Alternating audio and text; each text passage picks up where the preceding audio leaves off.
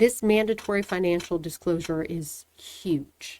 Okay. And that could last, in a good situation, it's done within 45 days of service and we move forward. Mm-hmm. In a bad, that's where it could drag out, because when you are looking at things, and we discussed this early on, if there's cases of infidelity, and you think that there is, now we're looking through these specifically for hotels I didn't stay at, restaurants I didn't attend, large withdrawals of cash, and it's not going somewhere else.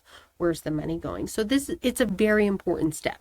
Okay. And let me ask you this, because we talked about before, Florida's a no-fault state. So, right? So whenever we're divorcing and we're looking at that, that's specifically for like equitable distribution or alimony that we would care that they're using. So it's for dissipation.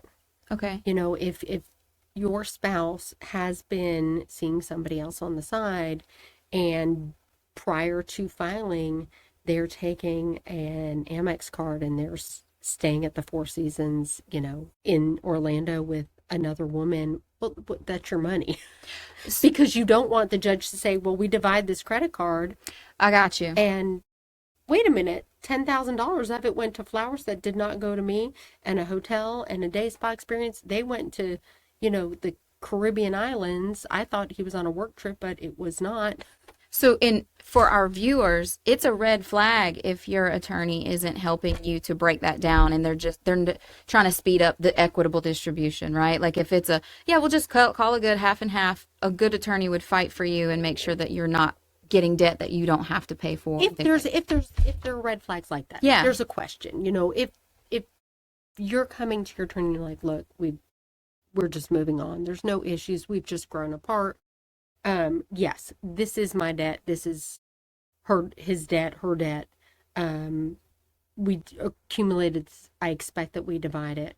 You should look at it, but if all sides are even, I don't know that you're spending dozens of hours going line by line. Got it. But in situations where there might be infidelity or other reasons for dissipation, if there is any type of drug or alcohol abuse or things of that nature, gambling problems, that's when you're going to go through and say, what?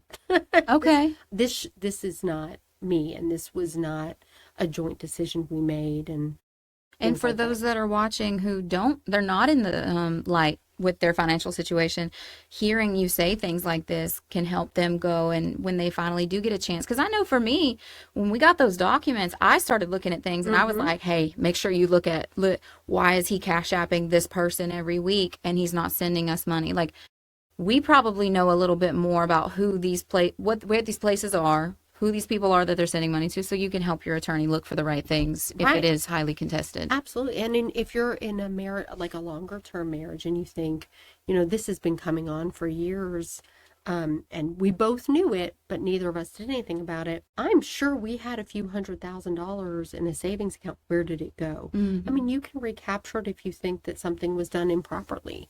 We just have to find it and go through it, and that's when you go line by line and look at things more carefully.